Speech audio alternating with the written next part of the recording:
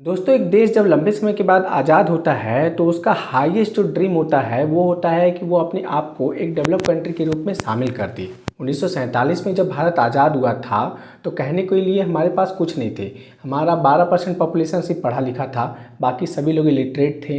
ना टेक्नोलॉजी थी, ना मशीन्स थे बड़े बड़े, यहाँ तक कि अपने पास खाने के लिए सही से प्रॉपर क्रॉप भी नहीं था, कुछ अनाज भी नहीं था। समय बीता, ग्रीन रिवॉल्यूशन हुआ, हमारी मार्केट ओपन हुई पूरी दुनिया के लिए 1991 में। उसके बाद टेक्नोलॉजी का युग आया, उसके बाद इंटरनेट इतना ज़्यादा फैल चुका है और इस पोजीशन पे अभी हम लोग खड़े हैं। जहाँ पर आज से एक दशक पहले हमारी इकोनॉमी की पोजीशन 11वीं थी तो आज वो तीसरे स्थान पर है। ओवरऑल हमारे पास अनाज है, हम टेक्नोलॉजी के क्षेत्र में भी बहुत आगे बढ़ चुके हैं। इवन जो हमारा स्पेस स्टेशन है, लॉन्च जो हम लोग का स्पेस प्रोग्राम है वो भी बहुत आगे जा चुका है। हम मंगल तक पहुँच चुके हैं। चंद्रयान 3 के माध्यम से हम मून के साउथ पॉइंट पर भी लैंड कर चुके हैं। हमारे पास एक स्टेबल गवर्नमेंट है, ट्रांसफ़र ऑफ पावर बहुत अच्छे से हो जाता है। तो ओवरऑल हमारे पास एक सेटअप बेसिक सा बन चुका है जहाँ पर हम अपने देश को आगे ले जा सकते हैं। या फिर जो सबसे बड़ा टारगेट है कि अगले 25 साल भारत के लिए बहुत इंपॉर्टेंट है अगर उसको एक डेवलप कंट्री के रूप में शामिल होना है तो।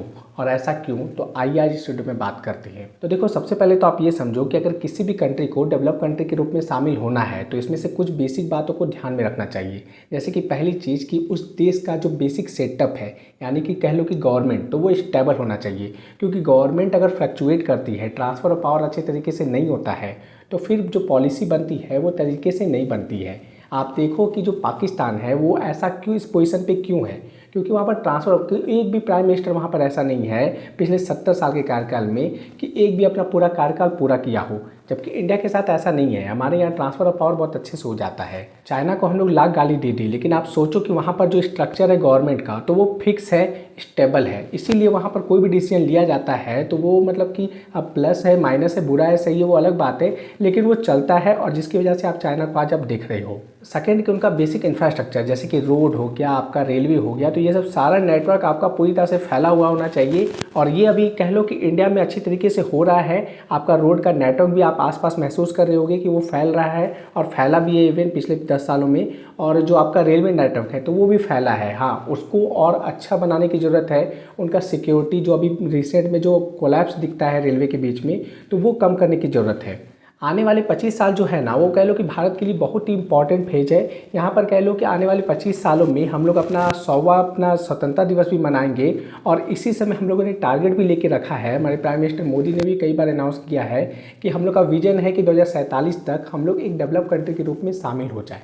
और इसके लिए बाकायदा हमारे पास वो सारी चीज़ें हैं जो कि होनी चाहिए एक देश के पास अगर वो डेवलप कंट्री के रूप में शामिल होना चाहता है तो। लेकिन हाँ, इसका इम्प्लीमेंटेशन बहुत ज़रूरी है, क्योंकि प्लान बनना और उसका इम्प्लीमेंटेशन होना, ये दो बातें होती है। अगर पॉपुलेशन के बारे में बात किया जाए ना, तो आज हमारा जो पॉपुलेशन है वो वर्ल्ड का बेस्ट पॉपुलेशन है। क्यों? क्योंकि आज भी 65% से ज़्यादा जो हमारी पॉपुलेशन है तो उसका एज 35 से नीचे है। और अगर और स्पेसिफिक में जाएँ तो 50% पॉपुलेशन से ज़्यादा ऐसे लोग हैं हमारे देश में जिनका कि एज 25 से नीचे है। तो ये जो पॉपुलेशन है ये वर्किंग पॉपुलेशन है, और यहाँ पर काम करने की शक्ति इस एज में ज़्यादा होती है। तो ये देश के लिए ज़्यादा कारगर साबित होगी अगर इसको सही तरीके से यूज़ किया जाए तो। इसको अगर आप चाइना से कंपेयर करो तो एवरेज वहाँ पर जो चाइना का एक पर्सन का एवरेज एज जो है वो 37 है, जबकि जापान में ये 48 साल है। इस मामले में जो कि बहुत ही इंपॉर्टेंट है, तो इस केस में इंडिया एक बहुत ही अच्छे पोजीशन पे है जहाँ पर इसके पास एक वर्किंग पॉपुलेशन है, यूथ है, जो कि देश के लिए बहुत ही अच्छे से काम कर सकता है। अभी जैसा कि रिसेंटली में रिपोर्ट चल रहा है तो 2027 तक हम दुनिया की तीसरी सबसे बड़ी इकोनॉमी बन जाएंगे।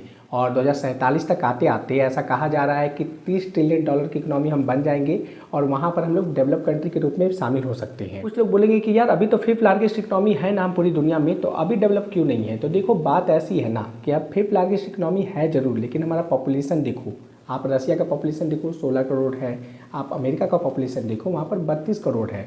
आप सोचो इंडिया 140 प्लस हो चुका है। तो यहाँ पर अगर आपका जो $3.7 ट्रिलियन जो इकोनॉमी है जो अभी है, तो वो अगर डिवाइड होगा ना हर एक पॉपुलेशन में तो एवरेज में बहुत ही कम निकलता है। जबकि आप देखो अमेरिका को कि वहाँ पर 25-30 ट्रिलियन डॉलर की इकोनॉमी तक चली जाएगी, तो वहाँ पर पॉपुलेशन आप देखो रेशियो में बहुत ही कम है। तो जो पैसा डिवाइड होगा तो वो आप समझ ही सकते हो। वर्ल्ड बैंक की रिपोर्ट के अकॉर्डिंग कोई कंट्री डेवलप कंट्री में तभी शामिल होता है जब उसका पर व्यक्ति एवरेज जो इनकम हो साल का वो करीब 8 से 10 लाख रुपए होना चाहिए, और ये इंडिया के केस में अभी उतना नहीं है। पर होप करते हैं कि अगले आने वाले 25 साल में, जो कि बहुत ही क्रूशियल है हमारे लिए, तो इसमें हम इस चीज़ को आगे बढ़ेंगे, इसमें आगे और अच्छे से करेंगे। और होप करते हैं कि हम लोग 2047 तक जब अपना आज़ादी का सबसे महत्वपूर्ण 100 ईयर्स हम मना रहे हों, तो उस समय हमारा देश एक डेवलप कंट्री के रूप में शामिल हो जाए। वेल, इस वीडियो में इतना ही। आई होप आपको ये इन्फॉर्मेशन अच्छा लगा हो, वीडियो अच्छा लगा हो तो वीडियो को लाइक करना, चैनल को सब्सक्राइब करना। चलिए मिलते हैं आपसे अगली वीडियो में। बहुत बहुत धन्यवाद।